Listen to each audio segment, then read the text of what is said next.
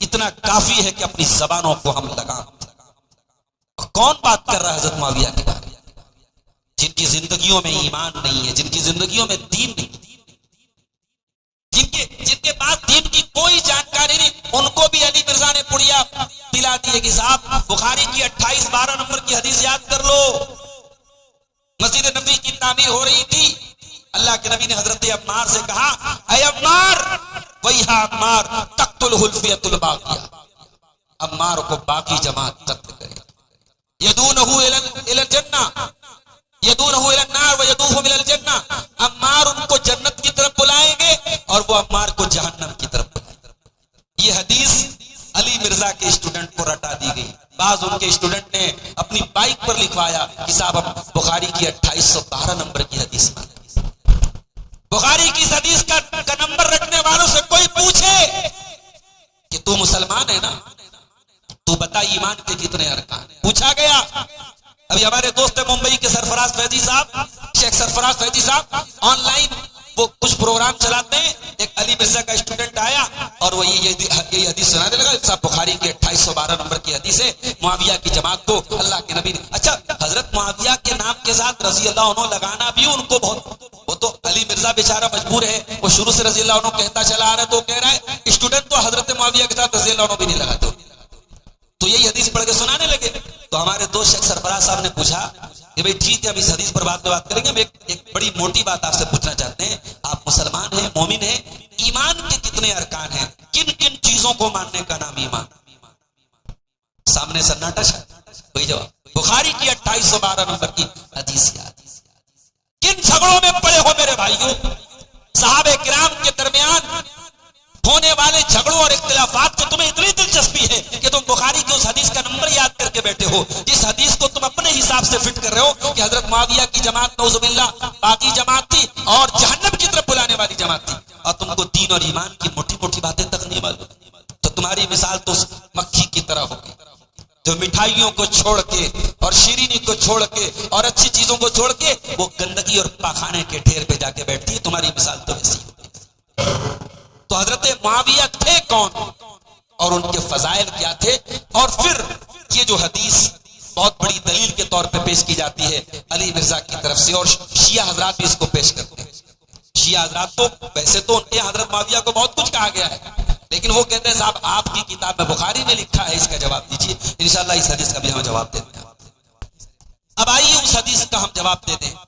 اس حدیث کو انجینئر علی مرزا کے فالوور بہت بیان کرتے ہیں اور کہتے ہیں صاحب کہ 2812 نمبر کی حدیث ہے بخاری کہ عمار کو باغی جماعت کا۔ اچھا اب یہ باغی جماعت سے مراد کون؟ اللہ کے نبی نے یہ بھی فرمایا کہ عمار ان کو جنت کی طرف بلائیں گے اور وہ ان کو جہنم کی طرف۔ پہلی بات تو یہ یاد رکھیے کہ اگر آپ یہ مانتے ہیں کہ حضرت معاویہ جہنم کی طرف بلا رہے تھے تو مسئلہ ہی ختم ہے۔ پھر اللہ کے نبی کا یہ کہنے کا کیا مطلب ہے کہ حسن کے ذریعے اللہ تعالیٰ مسلمانوں کی دو جماعتوں میں صلح، جب ایک طرف جنت کی طرف بلایا جا رہا ہے ایک طرف جہنم کی طرف بلایا جا رہا ہے، تو مسئلہ تو 2 اور 2 4 کی طرف کلیئر ہے کہ جو جنت کی طرف بلا رہا ہے اس کا ساتھ دینا چاہیے اور جو جہنم کی طرف بلا رہا ہے اس کو ختم کرنا چاہیے۔ نبی اکرم کا اس صلح کی تعریف کرنا اس بات کا ثبوت ہے کہ اس حدیث میں باغی سے مراد حضرت معاویہ کی جماعت نہیں۔ اب کون سی جماعت مراد ہے؟ تو یہ بات یاد رکھیے، اور تاریخ کے پنوں میں یہ حقیقت موجود ہے کہ حضرت معاویہ اور علی کے درمیان اختلاف کو بھڑکانے میں اسی جماعت کا رول اور کردار تھا جس کو ہم ابن سبا کی جماعت، یہی جماعت تھی جس نے عثمان غنی کو شہید کیا، یہی جماعت تھی جب حضرت عائشہ اور حضرت علی کے درمیان آپس میں بات چیت طے ہو چکی تھی، صلح ہو چکی تھی، جنگ کا ہونے کا کوئی سوال نہیں تھا، راتوں رات اس جماعت کے لوگوں نے آپس میں طے کر کے دونوں طرف کے لوگوں کو بھڑکایا اور جنگ ہوئی، اور جس جنگ میں حضرت طلحہ شہید ہو گئے، حضرت زبیر شہید ہو گئے، صحابہ کو لڑانے والی جماعت، یہی جماعت تھی جو حضرت علی کو ساری زندگی پریشان کرتی رہی، اسی جماعت میں سے خوارج کی جماعت نکلی، اور یہی وہ جماعت تھی جو عراق کے اندر بیٹھ کر کے حضرت حسین کو خط لکھتی تھی اور پھر کربلا میں بلا کے دھوکہ دے کے بھاگ جاتی۔ یہ ابن سبا کی جماعت ہے، یہ باقی جماعت ہے، اس جماعت کی طرف اشارہ۔ اور یہ بھی نوٹ کر لیجئے کہ بخاری کی یہ حدیث کی اور کتابوں میں بھی موجود ہے، اور ان کتابوں میں کہیں پر بھی یہ جملہ موجود نہیں ہے کہ عمار ان کو جنت کی طرف بلائیں گے، وہ ان کو یہ جملہ صرف بخاری میں ہے. اس لیے بعض علماء کا یہ کہنا ہے کہ ہو سکتا ہے، چونکہ سیم حدیث مسند احمد کے اندر بھی ہے، سیم حدیث ابو داؤد کے اندر بھی ہے، مگر وہاں پہ صرف اتنا لفظ موجود ہے کہ عمار کو باقی جماعت قتل کرے گی، وہاں جنت اور جہنم کی بات نہیں ہے. تو ہو سکتا ہے کہ یہ راوی نے اپنی طرف سے بڑھایا ہو، یہ رسول کا فرمان نہ ہو. ایک جواب تو یہ. دوسرا جواب یہ کہ اگر ہم یہ مان بھی لیں کہ عمار کو حضرت معاویہ کی جماعت کی طرف سے کسی نے قتل کیا اور معاویہ رضی اللہ عنہ کو اللہ کے نبی نے اس حدیث میں باقی جماعت قرار دیا، تو اس سے مراد کیا ہے؟ چونکہ حضرت علی خلیفہ تھے اور ان کی خلافت پر لوگوں نے فیصلہ کیا تھا اور حضرت امیر معاویہ نے ان کی خلافت کو تسلیم نہیں کیا تھا، اس اعتبار سے حضرت معاویہ کو باغی کہا تھا. شریعت کی نظر میں جو باغی جماعت ہے اور جس کو قتل کرنے پر ثواب سنایا گیا ہے وہ مراد نہیں. اور تیسرا جواب اس حدیث کا یہ ہے کہ چونکہ نبی نے فرمایا کہ عمار کو باقی جماعت قتل کرے اور اس جماعت کی پہچان کیا ہوگی؟ عمار جنت کی طرف بلائیں گے اور وہ ان کو جہنم کی طرف بلائیں گے. اور بخاری ہی کی دوسری حدیث میں موجود ہے، اللہ کے نبی نے خوارج کے بارے میں فرمایا دعات علی ابواب جہنم، کہ خوارج جہنم کے دروازے کی طرف لوگوں کو بلائیں گے. تو جہنم کی طرف بلانے والے کون ہوں گے؟ خوارج ہوں گے. حضرت معاویہ کی جماعت خوارج کی جماعت نہیں تھی، لہٰذا اس جماعت سے مراد حضرت عمار کو جس جماعت نے قتل کیا یہ خوارج کی جماعت تھی جو دونوں لشکروں میں موجود تھی اور دونوں طرف کے لوگوں کو لڑا رہی تھی. اس لیے ایک صحابی رسول پر حضرت عمار کے قتل کا ذمہ دار اس کو قرار دینا یہ غلط ہے اور اس حدیث کی غلط تشریح ہے. اور اس کی دلیل جیسا کہ میں نے بتایا کہ نبی اکرم نے حضرت معاویہ اور حسن کی صلح کی تعریف کی ہے اور حضرت معاویہ کی جماعت کو بھی نبی نے غلط قرار نہیں دیا، بلکہ آپ نے صاف صاف فرمایا کہ خوارج کو وہ جماعت قتل کرے گی جو حق سے زیادہ قریب ہوگی، یعنی آپ نے حضرت معاویہ کی جماعت کو بھی حق پر قرار دیا ہے. تو یہ چند باتیں حضرت معاویہ رضی اللہ تعالیٰ عنہ کی سیرت کے بارے میں تھی. آخری بات بیان کر کے بات ختم کرتا ہوں. حضرت معاویہ صحابی بھی تھے، مجاہد بھی تھے، خلیفہ بھی تھے. ایک خصوصیت اور تھی، دین کی بڑی گہری سمجھ رکھتے تھے. ایک مرتبہ حضرت معاویہ نے ایک رکعت فطر کی نماز پڑھی تو کسی نے عبداللہ ابن عباس سے آ کر کے اعتراض کیا کہ صاحب امیر معاویہ رضی اللہ تعالیٰ عنہ تو ایک رکعت فطر پڑھتے ہیں. یہ بخاری کی روایت ہے، نمبر بتا دیتا ہوں، بخاری کا 2743 نمبر ہے 2743. تو حضرت عبداللہ ابن عباس سے کسی نے آ کے کہا کہ معاویہ تو ایک رکعت فطر پڑھتے ہیں. تو اللہ کے نبی حضرت عبداللہ ابن عباس نے کہا کہ صحیح کر اصاب انہ فقیہ، اگر معاویہ ایک رکعت فطر پڑھ رہے ہیں تو کوئی غلط کام نہیں کر رہے ہیں، یہ بھی نبی کا طریقہ تھا، نبی نے ایک رکعت بھی فطر پڑھی. اور سن لو معاویہ وہ ہیں جو دین کی سمجھ رکھتے. اور ایک بہت مشہور حدیث ہے بخاری اور ان تمام لوگوں کے لیے بہت بڑی خوشخبری ہے اس حدیث میں جو دین کا علم حاصل کرنا.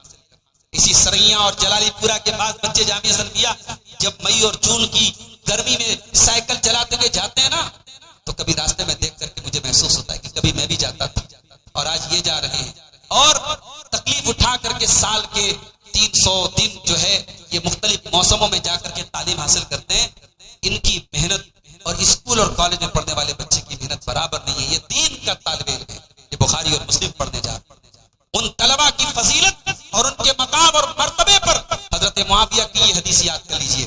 حضرت معاویہ کہتے ہیں میں نے اللہ کے پیارے رسول صلی اللہ علیہ وسلم کو یہ فرماتے ہوئے سنا ہے من یرید اللہ بہ خیرا یفقہہ فی الدین. یہ بھی بخاری کی روایت ہے کہ اللہ تعالیٰ جس کے ساتھ بھلائی کا ارادہ کرتا ہے اس کو دین کی سمجھ دیتا ہے. پیسہ تو اللہ بہت سارے لوگوں کو دیتا ہے، کافر کو بھی دیتا ہے، مشرک کو بھی دیتا ہے، قبر پرست کو بھی دیتا ہے، گھوڑا پرست کو بھی دیتا ہے، تعزیہ پرست کو بھی دیتا ہے، مردہ پرست کو بھی دیتا ہے، مگر اللہ علم دین کی برکت سب کو نہیں دیتا ہے. اللہ جس کے ساتھ بھلائی کا ارادہ کرتا ہے، اللہ جس کو واقعی میں کچھ نوازنا چاہتا ہے اس کو علم دین کی دولت دیتا ہے.